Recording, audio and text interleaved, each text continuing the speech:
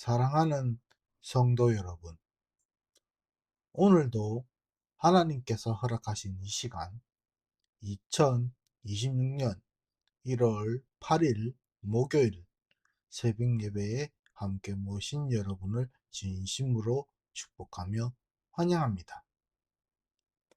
오늘 하나님과 동행하며 사람을 바라보시는 하루가 되시길 소망합니다. 오늘 하나님께서 우리에게 주신 말씀은 창세기 5장 말씀입니다. 함께 봉독하도록 하겠습니다. 이것은 아담의 계보를 적은 책이니라. 하나님이 사람을 창조하실 때에 하나님의 모양대로 지으시되 남자와 여자를 창조하셨고, 그들이 창조되던 날에 하나님이 그들에게 복을 주시고 그들의 이름을 사람이라 일컫으셨더라. 아담은 130세에 자기의 모양 곧 자기의 형상과 같은 아들을 낳아 이름을 셋이라 하였고, 아담은 셋을 낳은 후 800년을 지내며 자녀를 낳았으며 그는 930세를 살고 죽었더라. 셋은 105세에 에노스를 낳았고, 에노스를 낳은 후 807년을 지내며 자녀들을 낳았으며 그는 912세를 살고 죽었더라. 에노스는 90세에 게난을 낳았고, 게난을 낳은 후 815년을 지내며 자녀들을 낳았으며 그는 905세를 살고 죽었더라. 게난은 70세에 마할랄레를 낳았고, 마할랄레를 낳은 후 840년을 지내며 자녀들을 낳았으며 그는 910세를 살고 죽었더라. 마할랄렐은 65세에 야렛을 낳았고, 야렛을 낳은 후 830년을 지내며 자녀를 낳았으며 그는 895세를 살고 죽었더라. 야렛은 162세에 에녹을 낳았고, 에녹을 낳은 후 800년을 지내며 자녀들을 낳았으며 그는 962세를 살고 죽었더라. 에녹은 65세에 무두셀라를 낳았고, 무두셀라를 낳은 후 300년을 하나님과 동행하며 자녀들을 낳았으며 그는 365세를 살았더라. 에녹이 하나님과 동행하더니 하나님이 그를 데려가심으로 세상에 있지 아니하였더라.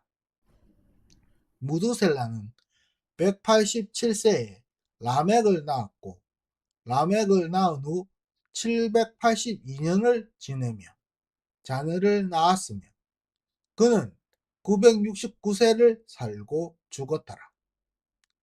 라멕은 182세에 아들을 낳고 이름을 노아라 하여 이르되 여호와께서 땅을 저주하심으로 수고롭게 일하는 우리를 이 아들이 아니하리라 하였더라.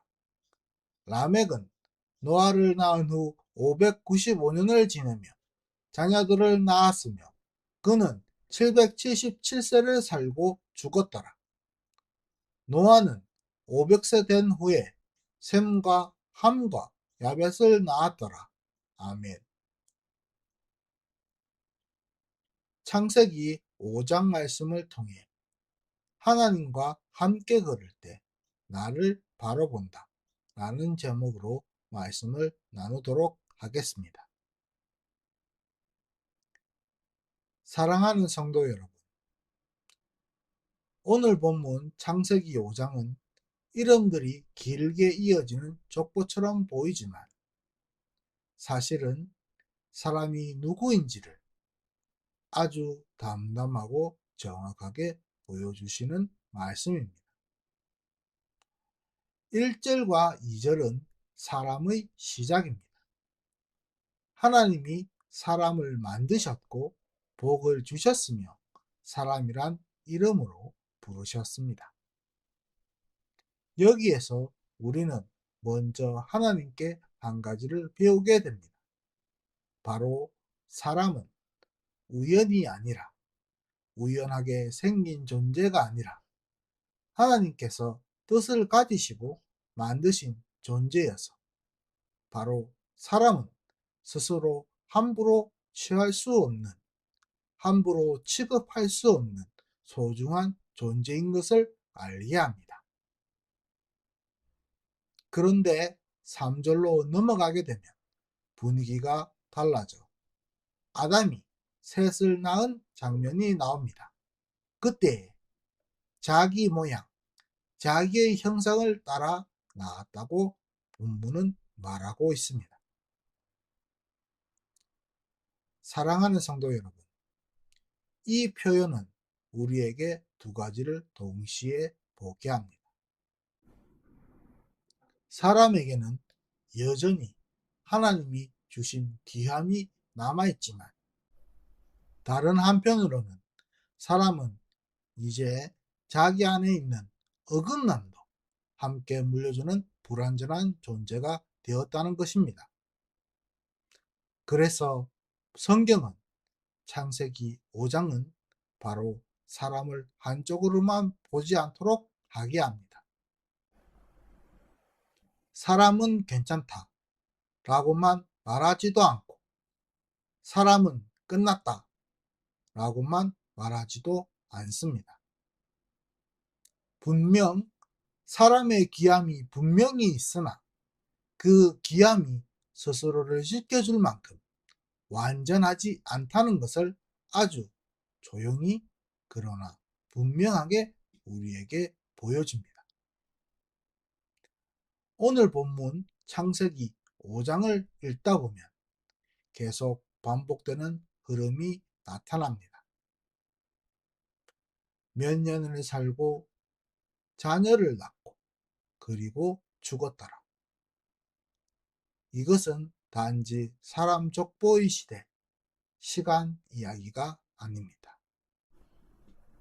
바로 사람이 자기의 삶을 스스로 책임질 수 있는 것처럼 살아도 마지막은 자기의 손에 아무것도 지어지지 않는다는 사실을 드러냅니다.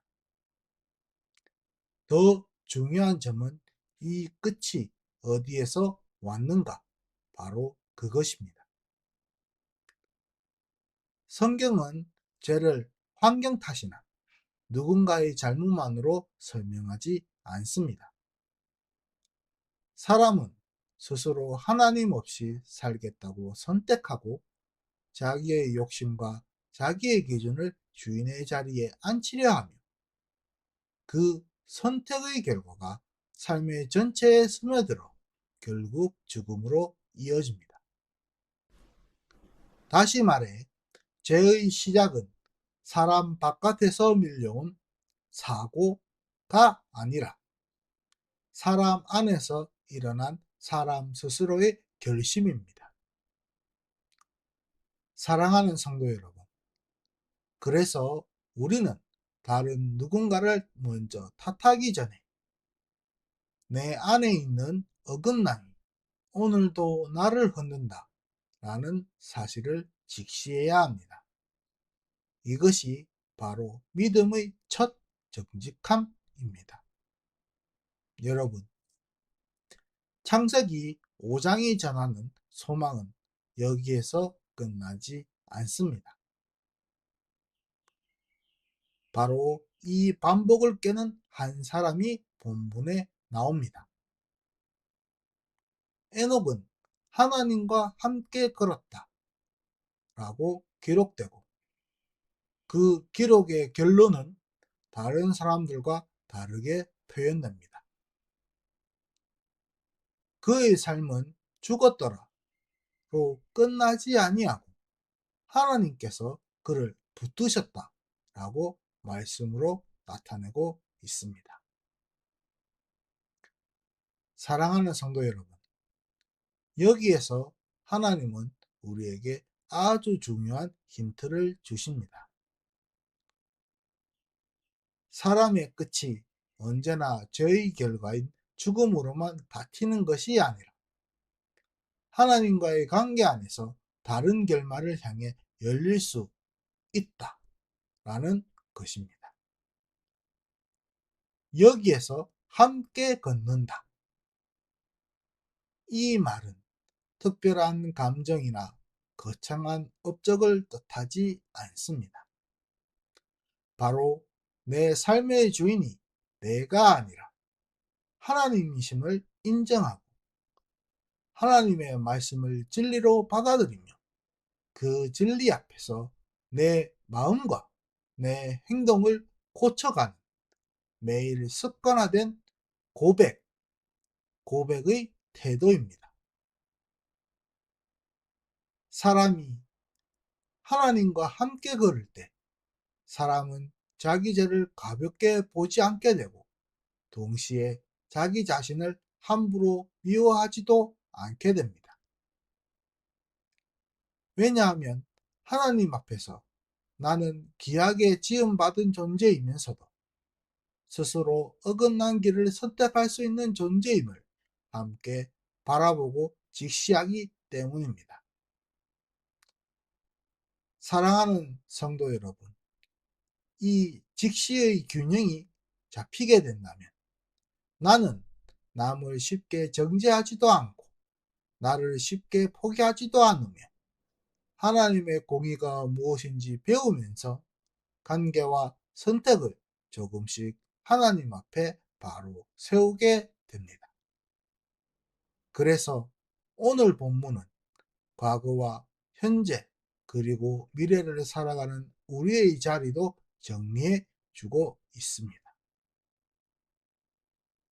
우리는 본문 속 족보의 길 위에서 서 있는 사람들처럼 매일 시간을 살아가다가 결국 끝을 맞이할 존재입니다.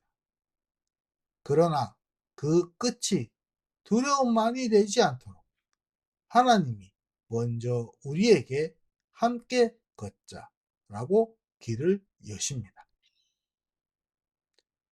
죄의 길은 결국 관계를 무너뜨리고 삶을 메마르게 하지만 하나님과의 관계 안에서 하나님의 공의에 따라 행동하려는 작은 순종은 우리의 삶을 바꾸고 우리의 공동체를 바꾸며 결국 우리의 끝을 허무한 사라짐이 아니라 하나님 손에 붙들림이라는 방향으로 열어줍니다. 사랑하는 성도 여러분, 오늘 우리가 붙들어야 할 결론은 아주 단순합니다. 사람은 스스로를 구원할 만큼 강하지 않지만 하나님과 함께 걸을 만큼 부름받은 존재이며 그 동행에서 비로소 죄를 직시하고 자신을 균형 있게 바라보며 마지막을 하나님께 맡기는 법을 배운다는 것입니다. 기도하시겠습니다. 하나님 아버지, 감사합니다.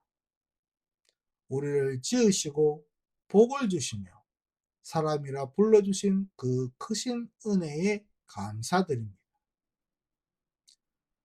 하나님의 말씀 앞에서 우리의 안의 죄를 숨기지 않게 하시고 동시에 우리를 포기하지 않도록 해 주시옵소서. 오늘부터 우리의 삶을 주님께 다시 맡기며 주님의 말씀을 진리로 붙들고 주님과 함께 걷게 하시며 하나님의 공의를 따라 선택하고 행동하는 길로 인도해 주시옵소서. 이 모든 말씀 우리를 위해 오셔서 사람의 족보가 아닌 하나님의 족보로 이끌어 주시는 우리 주 예수 그리스도의 이름으로 기도드렸사옵나이다. 아멘.